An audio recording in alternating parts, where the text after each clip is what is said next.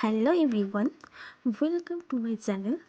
আশা করছি তোমরা সবাই খুবই ভালো আছো আর আমিও ভালো আছি।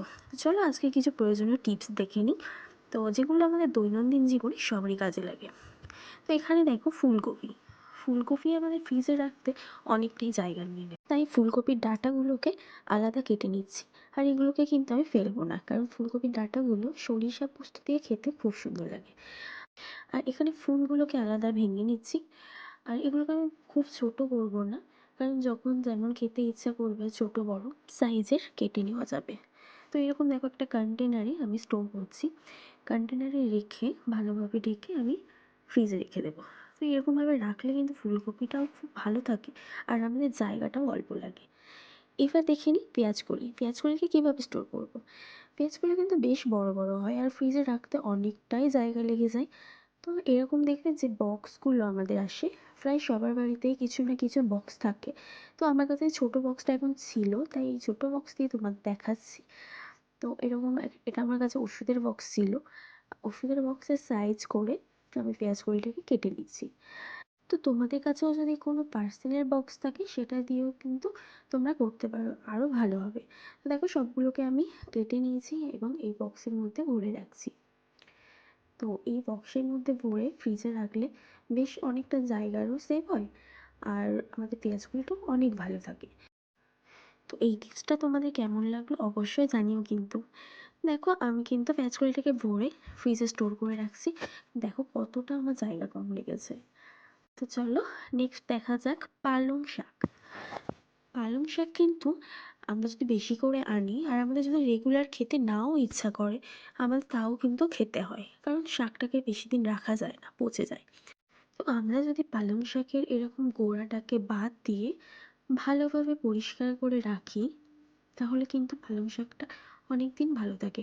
অবশ্যই কিন্তু একটা পেপারে রাখতে হবে। দেখো এরকম একটা পেপারে পালং শাকগুলোকে ভালোভাবে বিছিয়ে নেব। দেখো সব কটা পালং শাকে ভালোভাবে বিছিয়ে নিচ্ছি এবং পেপারটাকে ভালোভাবে র্যাপ করে নিচ্ছি।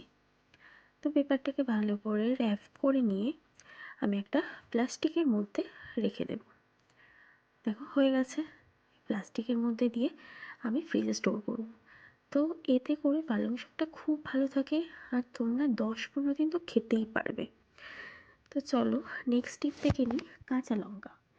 কাঁচা লঙ্কা কিন্তু আমরা বেশি দিন রাখতে পারি না, পচে যায়, খারাপ হয়ে যায়, কালো হয়ে যায়। এইভাবে কাঁচা লঙ্কার বোটাগুলোকে ফেলে দিয়ে আমরা যদি রাখি তাহলে কাঁচা লঙ্কাটা অনেক দিন ভালো থাকে। তো দেখো একটা ঝুড়িতে রেখে আমি প্লাস্টিকের মধ্যে দিয়ে রেখে দিলাম। তো চলো পরের টিপসটি দেখা যাক। পরের টিপসটি হলো রুটি। কখনো যদি রুটি বেঁচে যায়, বেশি হয়ে যায়, তো তখন কিন্তু তোমরা রুটিটা সেঁকে রাখলে পরের দিন বাসি হয়ে যায়।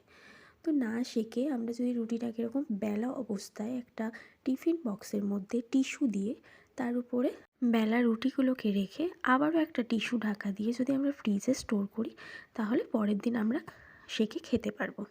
তো চলো পরের টিপসটা দেখে নেওয়া যাক। শিমে আমরা পোকা থাকলে বুঝবো কীভাবে।